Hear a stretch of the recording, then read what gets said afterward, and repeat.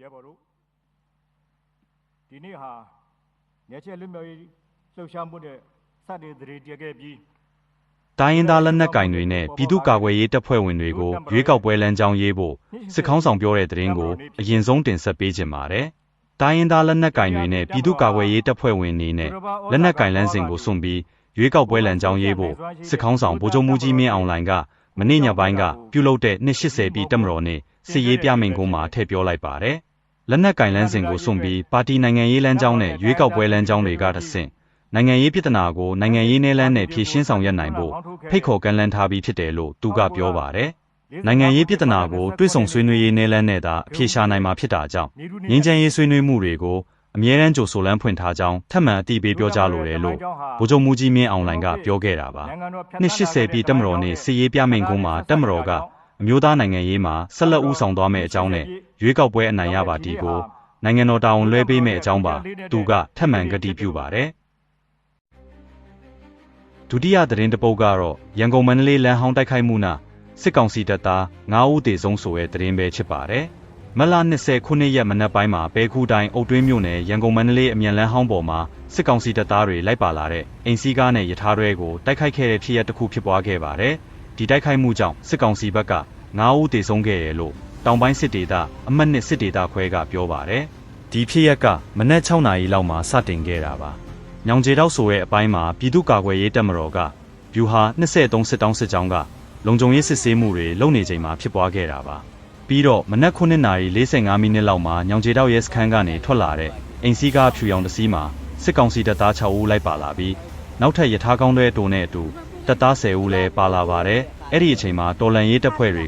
သူတို့ကိုပြစ်ခတ်တိုက်ခိုက်ခဲ့တာပါဒီတိုက်ပွဲအတွင်းစစ်ကောင်စီတပ်သား9ဦးသေဆုံးသွားပြီး3ဦးဒဏ်ရာရခဲ့ပါတယ်ဒါပေမဲ့ပြည်သူ့ကာကွယ်ရေးတပ်ဖွဲ့ဝင်တွေကတော့အထိအခိုက်မရှိဘဲအောင်မြင်စွာပြန်ဆုတ်ခွာနိုင်ခဲ့တယ်လို့သိရပါတယ်နောက်ထပ်သတင်းတစ်ပုဒ်ကတော့ရခိုင်ပြည်နယ်ကသတင်းဖြစ်ပါတယ်ရခိုင်ပြည်စစ်တွေမြို့မှာမလ25ရက်နေ့ညနေပိုင်းကမြန်မာကြီးလူမျိုးဖြစ်တဲ့အမျိုးသား3ဦးကိုအာရခတ်တပ်တော် AA ကိုသတင်းပေးရဆိုပြီးဆွဆွဲကစစ်ကောင်စီနဲ့ပူးပေါင်းနေတဲ့ရခိုင်ပြည်လွတ်မြောက်ရေးပါတီတပ်ဖွဲ့ဝင်တွေကဖမ်းဆီးသွားခဲ့တယ်လို့သတင်းရရှိပါတယ်ဒီဖြစ်ရပ်မှာဒေါ်စောမြတ်ရာဇာလင်းဦးဆောင်တဲ့တပ်ဖွဲ့ဝင်12ဦးနဲ့သူတို့ရဲ့သတင်းပေးတဦးကရက်ကွက်ထဲကိုဝင်လာပြီးဖမ်းဆီးသွားတာလို့မျက်မြင်တွေ့တဲ့ဒေသခံတဦးကပြောပါတယ်။အရင်ဆုံးရခိုင်ပြည်လွတ်မြောက်ရေးပါတီတပ်ဖွဲ့ဝင်တွေရက်ကွက်ထဲဝင်လာတယ်။သူတို့နဲ့အတူလမ်းပြတစ်ယောက်ပါလာတယ်။ပထမဆုံးဒီ3ယောက်ကိုနမီမေးပြီးခေါ်ထုတ်တယ်ထွက်လာတော့ရိုက်တယ်နှိပ်စက်တယ်ပြီးတော့ရုံးကိုခေါ်သွားတယ်လို့ပြောပါတယ်။ဖမ်းဆီးရတဲ့အကြောင်းက AA ကိုသတင်းပေးတယ်လို့ဆွဆွဲတာဖြစ်ပြီးရက်ကွက်တစ်ခုလုံးကို AA ကိုသတင်းပေးရရင်ပေးကြည့်။မိရင်အသေးသက်ပစ်မယ်ဆိုပြီးချင်းချောက်သွားတယ်လို့သူကဆက်ပြောပါတယ်။ဖမ်းခံရသူတွေကိုမိသားစုနဲ့တောင်တွေ့ခွင့်မပေးဘူးလို့သိရပါတယ်။နောက်ထပ်သတင်းရင်းမြစ်တဦးကလည်းဒီဖြစ်ရပ်ကိုအတည်ပြုပြီးရခိုင်ပြည်လွတ်မြောက်ရေးပါတီက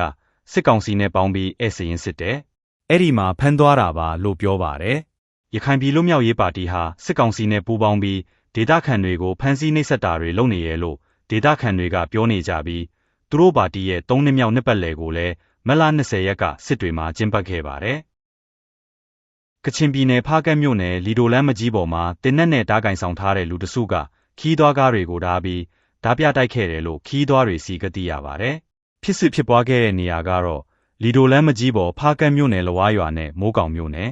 မယန်ကထောင်ရကြားမှာဖြစ်ပြီးမြကြီးနားနမတီးအမိုးကောင်ဖားကတ်တနိုင်းစားတဲ့မြို့ကြီးတွေကိုဆက်သွယ်သွားလာနိုင်တဲ့လမ်းမကြီးဖြစ်တယ်လို့မန္တလေးကနေလာတဲ့ကားအများစုကလည်းအဲ့ဒီလမ်းပိုင်းကိုအသုံးပြုကြတယ်လို့ဒေသခံတွေကပြောပါတယ်။ဖြစ်စစ်ကတော့မလ26ရက်နေ့နေ့လယ်ပိုင်းမှာဖြစ်ပွားခဲ့တာဖြစ်ပြီးအဲ့ဒီဖြစ်စစ်ကိုတွေ့ရှိခဲ့တဲ့ခီးသွားမျိုးသားတဦးကခုလိုပြောပြပါတယ်။ကျွန်တော်တို့ကိုတော့ဘာမှမပြောဘူး။လွတ်ခဲ့တာလူငယ်6ယောက်အတူတလက်ပါတယ်ကြံတဲ့လူတွေ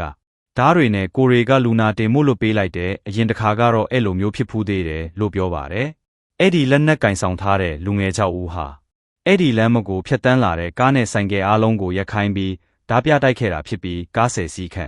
်ဓာပြတိုက်ခံခဲ့ရတယ်လို့သိရပါတယ်။ဖြစ်စစ်ဖြစ်ပွားခဲ့တဲ့အဲ့ဒီလမ်းမကြီးပေါ်မှာစစ်ကောင်စီတပ်ဖွဲ့ဝင်တွေရဲ့ထိုင်ဂိတ်တွေလည်းရှိသလိုကချင်လွတ်လပ်ရေးတပ်မတော် KIA ဂိတ်တွေလည်းထိုင်ချထားတယ်လို့ဒေသခံတွေကပြောပါတယ်။အဲ့ဒီလမ်းမကြီးကိုအမြဲအသုံးပြုနေတဲ့ခီးသွားမျိုးသားတဦးကကိုရီတော့တခါမှမကြုံဘူးလမ်းကတော့ကောင်းတော့မန္တလေးကလာတဲ့ကားတွေလည်းအဲ့ဒီလမ်းကိုသုံးကြတယ်။မန္တလေးပြည်ထောင်စုလမ်းနဲ့လီဒိုလမ်းမှဆုံတဲ့နေရာဒေသခေါ်12မိုင်ဂိတ်မှာက စစ်တပ်ဦးဆောင်ပြီးရဲလဝကအစတဲ့သူတွေထိုင်တဲ့ဂိတ်ကြီးရှိတယ်။လဝါရွာမရောက်ခင်စစ်တပ်တစ်ခုလည်းရှိတယ်။ KIA တခါတလေလမ်းပေါ်ထွက်စစ်ဆေးတာတွေရှိတတ်တယ်လို့အဲ့ဒီလမ်းပိုင်းခြေနေကိုရှင်းပြပါတယ်။တစ်ဖက်မှာဒီဖြစ်စစ်ကိုကျူးလွန်ခဲ့တဲ့လူငယ်6ဦးကိုဖားကန့်မြို့နယ်ဒုံဘုံခတ်ကျေးရွာထိုင်စစ်ကောင်ဂိတ်က